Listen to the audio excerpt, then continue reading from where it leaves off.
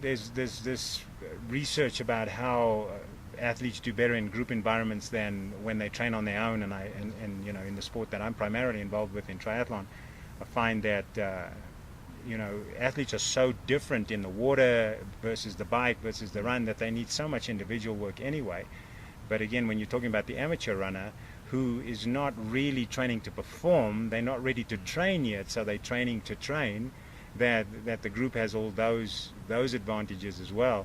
And then based on what you've just said, they keep chasing after, for very short periods of time, whatever the latest flavor of the month is. And so you can never do in endurance sports true experimentations with these individuals, because they won't stick to anything long enough.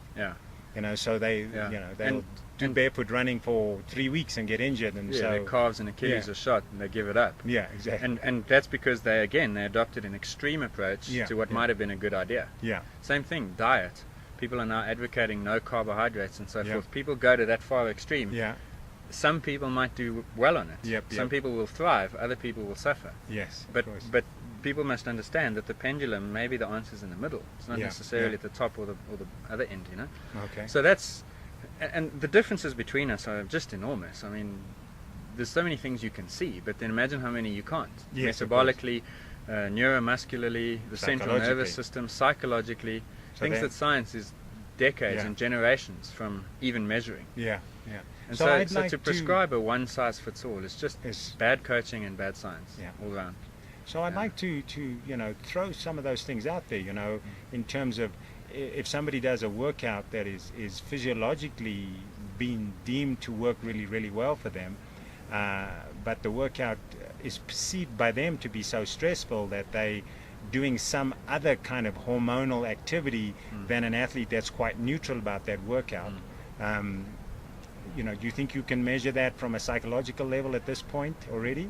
That's certainly where a lot of sports science has gone, which is somewhat paradoxical, because the more advanced our understanding gets, it seems the more simple we're going in our measurements. Because I think for decades people have tried to measure hormonal responses in the blood, looking at heart rate variability, R-to-R intervals and so forth, but not one of those things has emerged as the silver bullet to pick up that this athlete is adapting, as opposed to this athlete is on the way off the cliff for overtraining. And now I know that this is the case in Australia with rugby league and union. It's the case in England with their football sides. It's the case certainly in South Africa, and I know that the US Olympic Committee's got a similar thing, where they're just trying to monitor perceptions, you know, training perceptions at night when you go to bed, the following morning when you wake up. And it seems to me that the psychological component precedes the physiological. And so if you are aware of how you are adapting to training, then you will quite quickly pick up which type of session you are suited to, as opposed to which you are not. Or what it would require for you to mentally and emotionally become more suited to a session which is physiologically superior. And you alluded earlier to the idea that people chop and change, and physiology rewards consistency. That's why there are so many ways to make a good athlete. I mean, you look at Arthur Lydiard's type approach, and you look at the current models of guys doing high intensity plyometrics, a lot of gym worlds work. apart. And it's just so different. But they were still capable of producing guys at least at this level. There might be a 5% difference that say a Lydiard couldn't get to. And maybe that method was right at that time, but today it would just not work.